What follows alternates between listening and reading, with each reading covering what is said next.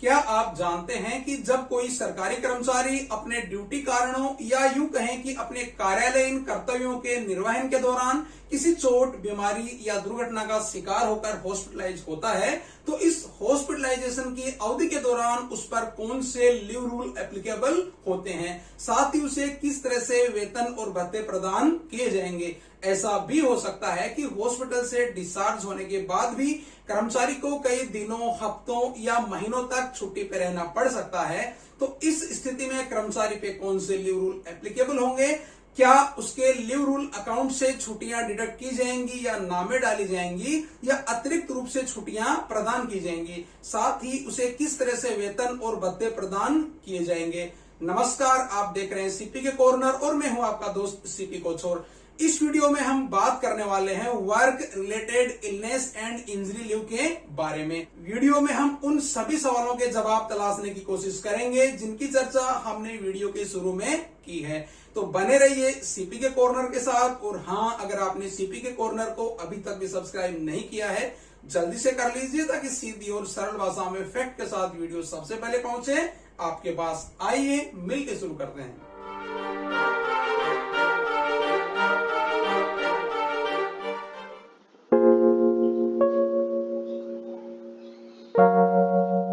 Work related illness और injury leave अर्थात reel के बारे में जानने से पहले हमें इसके बैकग्राउंड या पृष्ठभूमि को समझना जरूरी होगा।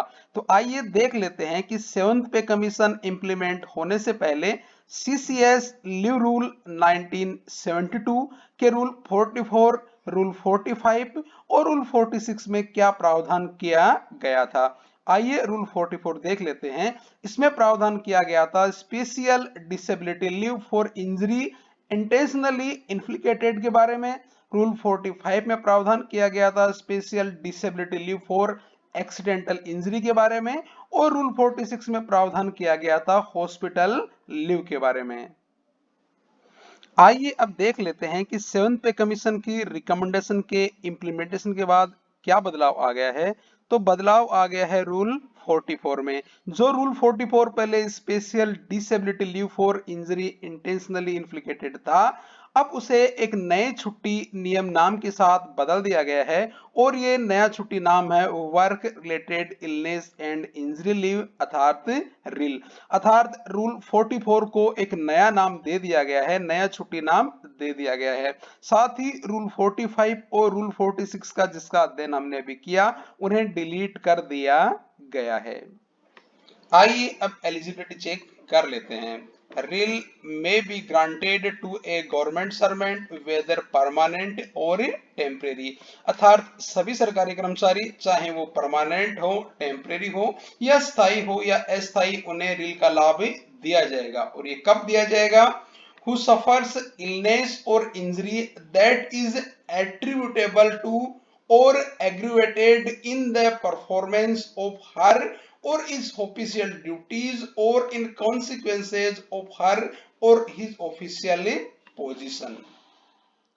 अर्थात गवर्नमेंट सर्वेंट जो ऐसी बीमारी या चोट से पीड़ित है जो उसकी कार्यालयीन कर्तव्यों के पालन के कारण हुई है, अर्थात उसके ड्यूटी कारणों से हुई है, या गंभीर हुई है अर्थात उसके ड्यूटी कारणों से चोट या बीमारी गंभीर हुई है, या उसकी कार्यालयीन स्थिति के परिणाम स्वरूप हुई है, इन कर्मचारियों को अथॉरिटी कंपिटेंट के द्वारा रिल का लाभ दिया जा सकेगा।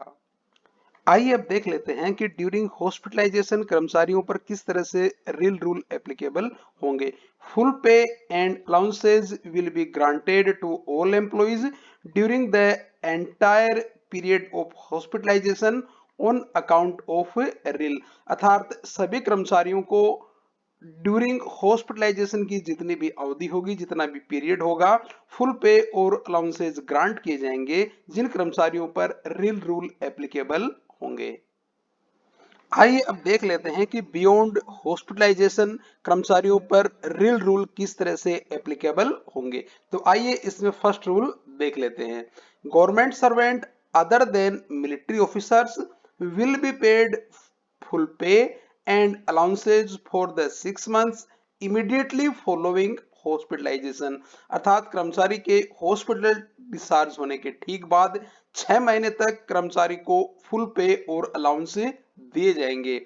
इसके बाद में क्या होगा, एंड हाफ पे only for 12 months beyond that period, अर्थात डिस्चार्ज होने के 6 महीने के बाद जो 12 महीने का पीरियड रहेगा उसमें कर्मचारी को सिर्फ हाफ पे दिया जाएगा। लेकिन अगर कर्मचारी इसे फुल पे में कन्वर्ट करना चाहिए तो उसे क्या करना पड़ेगा, the half pay period may be commuted to full pay with corresponding number of days of HPL debited from the employees leave account, अर्थात कर्मचारी अगर इस हाफ पे को फुल पे में कन्वर्ट करना चाहे तो उसके लीव अकाउंट में जो हाफ पे लीव जमा है उन्हें इसके लिए यूज करनी पड़ेगी।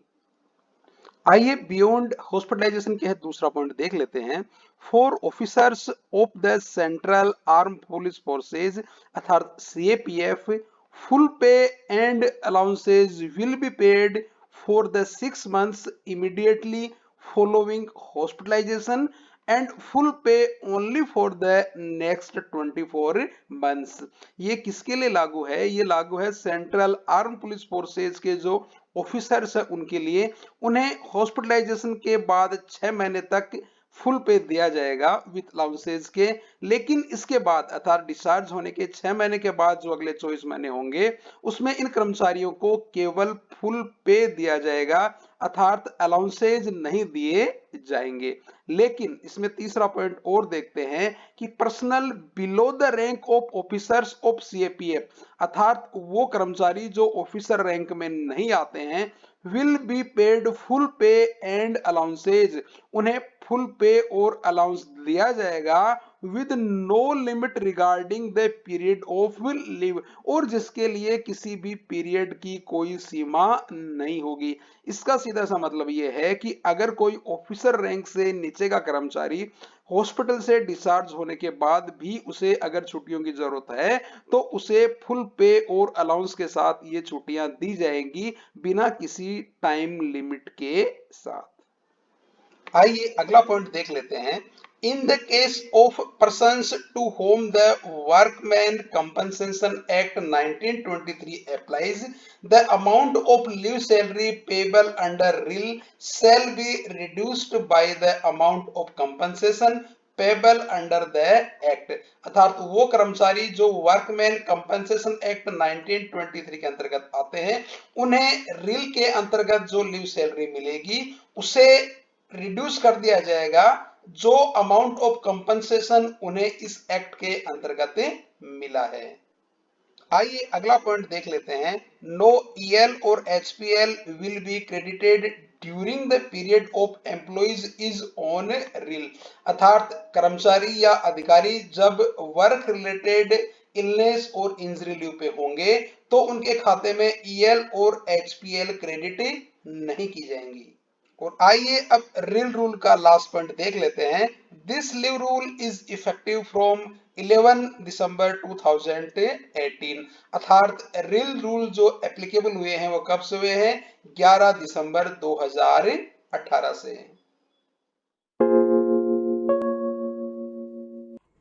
यह वीडियो आपको कैसा लगा? अगर आपकी कोई सवाल, सलाह और सुझाव हैं तो उन्हें कमेंट बॉक्स में जरूर लिखें। अब इजाजत दीजिए, जल्द मिलेंगे एक नई वीडियो के साथ। अपना और अपनों का ख्याल रखें। जय हिंद।